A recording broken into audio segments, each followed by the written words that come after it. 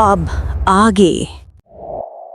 जब वॉल्टर को जेना का पता लगता है तो वो फौरन अपनी बिजनेस ट्रिप छोड़कर वापस आ जाता है। जेना को होश नहीं था और उसको बहुत चोटें भी आई थीं, लेकिन उसकी जान बच गई। जब वॉल्टर ने आसपास देखा तो लियो वहाँ कहीं नहीं था।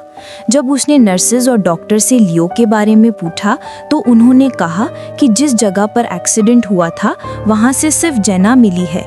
ये सुनकर वॉल्टर बहुत परेशान हो जाता है। उसको लगता है कि शायद लियो को कोई उठाकर ले गया है। जेना को होश आने से पहले ही वॉल्टर एक्सीडेंट वाली जगह पर जाकर लियो को बहुत ढूंढता है, लेकिन वो नहीं मिलता। इसीलिए वो उसकी पुलिस में मिसिंग रिपोर्ट दर्ज करवा देता है। कुछ घंटों बाद जब जेना को होश आता है तो वो उठते ही लियो के बारे में पूछती है और वॉल्टर को लियो के बारे में सब बताती है कि कैसे वो चर्च जाने से मना करता था और पैरानॉर्मल हरकतें करना शुरू हो गया था। ये सुनकर वॉल्टर और भी परेशान हो जाता है। वो जेना से प्रॉमिस करता है कि लियो को ढूंढ कर लाएगा। वॉल्टर और पुलिस टीम अपना पूरा दम लगा रहे थे लियो को ढूंढने में। तभी वॉल्टर को याद आता है कि हॉस्पिटल में जेना ने उसको बताया था कि लियो हमेशा स्कूल के बाद एक पार्क जाने की जिक्र किया करता था, इसीलिए वो रोज घर लेट भी आने लगा था। वॉल्टर और पुलिस टीम स्कूल के पास बहुत ढूंढते हैं, लेकिन उनको वहाँ पर कोई पार्क नहीं मिला। वॉल्टर अपनी पूरी सोसाइटी के सारे सीसीटीवी कैमरा चेक करवाता है तो उसमें उसको ऐसी फुटेज मिलती है जिसको देखकर वॉल्टर हैरान हो जाता है। स्कूल के फौरन बाद लियो एक सुनसान गली में से होता हुआ एक खंडर के बाहर जाकर खड़ा हो जाता है। वो अंदर किसी को हाथ हिला रहा था, मानो जैसे वहाँ कोई खड़ा हो। फिर हंसते हंसते लियो उस खंडर के अंदर चला जाता है। फुटेज देखने पर पता लगा कि लियो हर दिन उस खंडर में जाता था। वॉल्टर और पुलिस टीम उस खंडर तक पहुंच जाते हैं। जब बाहर खड़े थे तो सब लोगों को बहुत ही अजीब लग रहा था, लेकिन तभी पुलिस टीम का हेड ऑफिसर उस खंडर के अंदर चला जाता है और बाकी सब लोगों को कहता है कि बाहर ही रोको।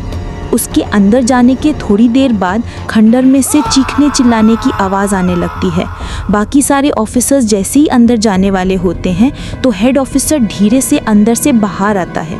उसकी आंखें अजीब थीं, बिल्कुल बेएहसास, जैसे उनमें ज़िंदगी ही ना हो। चेहरे पर कोई इमोशन नहीं, बस एक ठंडी सी शांति। वो सीधा सामने देखता है और हल्की सी आवाज़ में कहता है, चलो यहाँ से, अब हम मिस्टर वॉल्टर की कोई मदद नहीं कर सकते। वॉल्टर उनसे कहता है, ये आप क्या कह रहे हैं? तो हेड ऑफिसर वॉल्टर से कहता है, मिस्टर वॉल्टर, अब आपके बेटे को ढूंढना हमारे हाथों में नहीं है। और इतना कह के ही उसकी सारी टीम वहाँ से चली जाती है। वॉल्टर पुलिस स्टेशन जाता है कंप्लेन करने, लेकिन कोई भी उसकी कंप्लेन दर्ज नहीं कर रहा था क्योंकि हेड ऑफिसर ने उनको मना किया था। वॉल्टर को समझ आ गया था कि उस खंडर में कुछ तो अजीब है। वो अपने खानदानी फादर को बुलाते हैं। वॉल्टर ने फैसला कर लिया था कि वो दोनों उस खंडर में दोबारा वापस जाएंगे। फादर और वॉल्टर खंडर पर वापस पहुंच जाते हैं। फादर को फील हो जाता है कि इस जगह पर कुछ तो गलत चल रहा है। वो लोग बाहर ही खड़े थे कि तभी अंदर से स्टेसी बाहर आती है, लेकिन वॉल्टर और वो फादर स्टेसी को नहीं जानते थे। स्टेसी उनसे पूछती है कि आप लोग यहाँ पर क्या कर रहे हैं? फादर और वॉल्टर को बहुत ही अजीब लगता है क्योंकि इतनी वीरान जगह पर एक बच्ची क्या कर सकती है। वो फादर स्टेसी से पूछते हैं, बच्ची तुम इतनी वीरान जगह पर क्या कर रही हो और तुम्हारा नाम क्या है? स्टेसी उनको अपना नाम नहीं बताती और उनको वहाँ से जाने के लिए बोलती है। फादर को पता था कि इस बच्ची में कुछ तो अजीब है। वो अपने मंत्र पढ़ना शुरू कर देते हैं। स्टेसी, जो कि पहले उनसे बड़े प्यार से बात कर रही थी, अब चिल्लाने लगती है और उनको गुस्से से कहती है कि यहाँ से चले जाओ वरना तुम लोगों के साथ बहुत बुरा होगा। देखते ही देखते स्टेसी की आंखें काली पड़ जाती हैं और नाखून इतने लंबे कि मानो जैसे किसी पेड़ की जड़ हों। देखते ही देखते स्टेसी एक बहुत ही खौफनाक डीमन में बदल जाती है।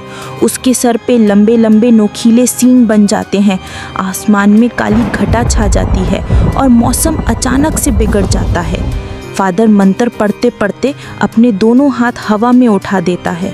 तभी उसके हाथ में एक नीली रोशनी का गोला बन जाता है। वो गोला डीमन स्टेसी की तरफ फेंकता है। जैसे ही वो रोशनी का गोला डीमन को लगता है तो वो नीचे गिर जाती है, लेकिन इतना उसके लिए काफ़ी नहीं था। वो दोबारा खड़ी होती है और वॉल्टर से कहती है कि अब लियो तुम्हें कभी वापस नहीं मिलेगा, वो मेरा गुलाम है। वो अपना एक हाथ फादर की तरफ बढ़ाती है तो वो उड़ता हुआ दरख्त में जाके बचता है। उस दरख्त की जड़ें फादर को जकड़ लेती हैं। तभी खंडर में से लियो भागता भागता बाहर आता है, लेकिन उसकी शक्ल बहुत ही खौफनाक थी। आंखें काली गड्ढे जैसी और स्किन पूरी सफ़ेद। लियो वॉल्टर पर हमला कर देता है। वॉल्टर ज़मीन पर गिर गया। लियो उसके ऊपर बैठा हुआ था और वो खौफनाक डीमन पीछे खड़ी हंस रही थी, मानो जैसे उसकी जीत हो गई हो।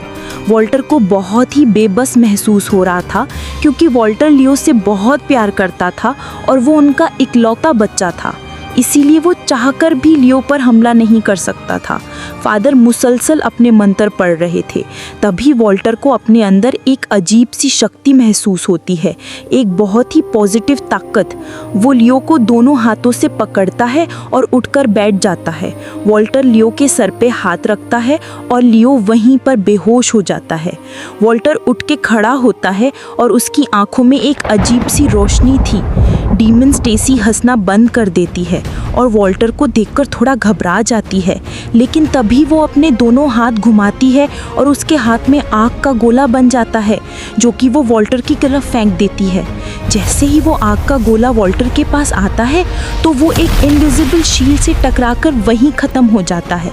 तभी वॉल्टर अपने दोनों हाथों को एक तरफ घुमाता है तो उसके सामने एक बहुत ही बड़ा सुनहरे रंग का जादुई गोला बन जाता है। वो ज़ोर से उस गोले खौफनाक डीमन स्टेसी की तरफ फेंकता है। जैसे ही वो सुनहरा गोला डीमन स्टेसी को लगता है तो वो ज़मीन पर गिर जाती है और तड़पने लगती है। तभी वॉल्टर हवा में अपना हाथ करता है तो उसके चारों ओर सुनहरे रंग की रोशनी घूमने लगती है और हवा में से ही वॉल्टर के हाथ में एक बहुत ही जादुई और खूबसूरत तलवार आ जाती है। वो तलवार पकड़ के वॉल्टर सीधा खौफनाक डीमन स्टेसी की तरफ बढ़ता है और वो तलवार से स्टेसी के ऊपर वार कर देता है। स्टेसी तड़प कर वहीं पर भस्म हो जाती है। तभी लियो भी होश से उठता है और भागता हुआ वॉल्टर के गले मिल जाता है। लियो बहुत ही कमज़ोर हो चुका था। वॉल्टर उसको गाड़ी में बिठा देता है और जाकर फादर को दरख्त से खोलता है। फादर वॉल्टर से पूछते हैं, तुम्हारे अंदर इतनी शक्ति कहाँ से आई? इतनी तो मेरे अंदर भी नहीं है। तो वॉल्टर फादर को बताता है, आज से कुछ साल पहले जब लियो बहुत छोटा था तब हम लोग जंगल में हाइकिंग के लिए गए थे। वहाँ से निकलते हुए हम लोग रास्ता भटक गए और जंगल में थोड़ी देर चलने के बाद ऐसी आवाज़ें आने लगी जैसे कोई रो रहा हो। मैं और जैना बहुत ही ज़्यादा परेशान हो गए। हमने उस आवाज़ का पीछा किया तो देखा कि दूर कुछ लोग बैठकर हंस रहे हैं और उनके पीछे ही एक पिंजरा पड़ा है जिसमें एक सुनहरे रंग की फेरी थी जो कि बहुत तेज़ रो रही थी। पहले तो हमें अपनी आंखों पर यकीन नहीं आया, लेकिन वो फेरी हमारी तरफ देखने लगी। उसकी आंखों में देखकर ऐसा लग रहा था जैसे मानो वो हमसे मदद मांग रही हो। जैसे तैसे करके मैं छुपते हुए वहाँ तक गया और मैंने उस फेरी के पिंजरे का ताला तोड़ दिया। वो फेरी बहुत ही जख्मी थी। मैं उसको उठाकर जेना और लियो के पास ले गया। फेरी बहुत ही कमज़ोर लग रही थी, इसलिए हमारे पास जो आखिरी खाना पड़ा था वो हमने उस फेरी को खिला दिया। अचानक से फेरी उड़ती है और उसने हमारी तरफ देखकर कहा, तुम लोग बहुत ही अच्छे इंसान हो। मैं तुम लोगों का ये एहसान कभी नहीं भूलूंगी। जब कभी भी ज़िंदगी में तुम्हें मेरी ज़रूरत पड़ेगी तो मैं वहाँ फ़ौरन आ जाऊंगी। ये सुनकर फादर हैरान हो जाते हैं और वॉल्टर से कहते हैं, तुम्हारी उस अच्छाई की वजह से आज लियो की जान बच पाई है। फादर वहाँ से चले जाते हैं और वॉल्टर लियो को लेकर जेना के पास हॉस्पिटल चला जाता है। जेना लियो को देखकर बहुत खुश हो जाती है। कुछ दिन बाद सब कुछ बिल्कुल नॉर्मल हो जाता है। लियो, जेना और वॉल्टर एक बार फिर से खुशी खुशी अपनी ज़िंदगी बिताने लगते हैं।